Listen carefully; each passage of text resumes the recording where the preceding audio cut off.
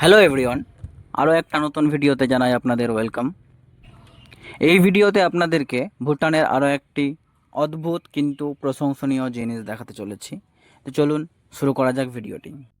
আপনারা দেখতে পাচ্ছেন পাশাপাশি দুটি ব্রিজ বা সেতু, যার মধ্যে একটিকে ঘিরে দেওয়া হয়েছে যাতে করে সেই ব্রিজ দিয়ে কোনো যানবাহন না চলে, এবং পাশে যে ব্রিজটি আছে সেই ব্রিজটি যানবাহন চলাচলের জন্য রাখা হয়েছে।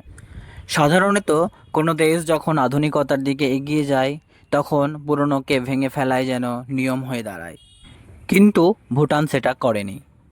এখানে ভুটান অন্য এক বিকল্প বেছে নিয়েছে। ভুটান এই পুরনো ব্রিজটিকে ভেঙে দেওয়ার পরিবর্তে তার পুনরাবৃত্তি ঘটিয়েছে অন্য এক নতুন রূপে। সব সময় যে পুরনোকে ভেঙেই নতুন কিছু গড়তে হবে, এই ধারণাকে ভুল প্রমাণিত করেছে ভুটান।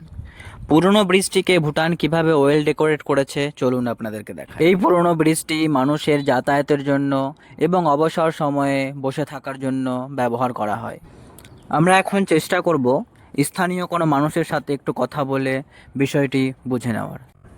এই ভাইগুলোর সাথে কথা বলে বুঝতে পারি এই পুরনো ব্রিজটি ছিল কয়েক দশক ধরে মানুষের চলাচলের মূল ব্যবস্থা।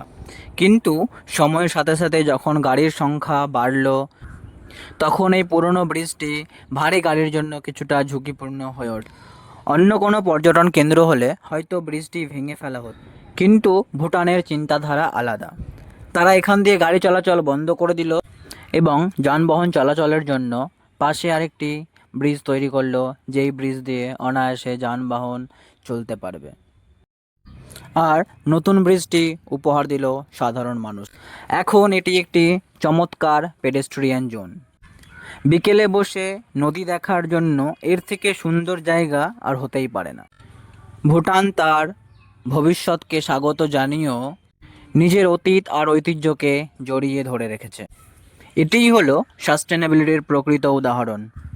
আমরা প্রায় শুনি যে ভুটান জিডিপি বা অর্থনৈতিক উন্নয়নের চেয়ে গ্রস ন্যাশনাল হ্যাপিনেস বা মানুষের সুখকে বেশি গুরুত্ব দেয়। রেলিংয়ের দুধারে জায়গায় জায়গায় বিভিন্ন ফুলের টব, যা সৌন্দর্যকে আরও বাড়িয়ে তুলেছে। এখানটায় বসে নদী দেখার জন্য কাঠের চেয়ারগুলি রাখা হয়েছে। আমি এখন এখানটায় বসবো এবং এই সুন্দর দৃশ্য উপভোগ করব। এখানটায় আসার পর আমি একটা জিনিস উপলব্ধি করলাম, সাস্টেনেবিলিটি মানে শুধু সোলার প্যানেল বসানো নয় বা ইলেকট্রিক গাড়ি চালানো নয়, এটি আসলে একটা মানসিকতা। কোনো পুরনো জিনিস দেখে এটাকে কত তাড়াতাড়ি ফেলে দেব তা না ভেবে সেটাকে নতুন একটা জীবন দেওয়াটাই আসল। আপনারা যদি কখনো ভুটানে আসেন তাহলে শুধু গাড়ি করে দর্শনীয় স্থানগুলি দেখে চলে যাবেন না। এরকম কোনো সেতু যদি দেখতে পান তাহলে সেখানটা একটু থামবেন, বসবেন এবং এই শান্ত পরিবেশটা অনুভব করার চেষ্টা করবেন। ভুটানের এই অসাধারণ ভাবনাটি আপনাদের কেমন লাগলো অবশ্যই কমেন্ট করে জানাবেন। ভিডিওটি ভালো লাগলে অবশ্যই একটি লাইক করবেন এবং বন্ধুদের সাথে শেয়ার করবেন। আরও নতুন নতুন ভিডিও দেখার জন্য চ্যানেলটি সাবস্ক্রাইব করবেন। ভালো থাকবেন, সুস্থ থাকবেন। দেখা হচ্ছে পরের ভ্লগে। Thank you, bye by.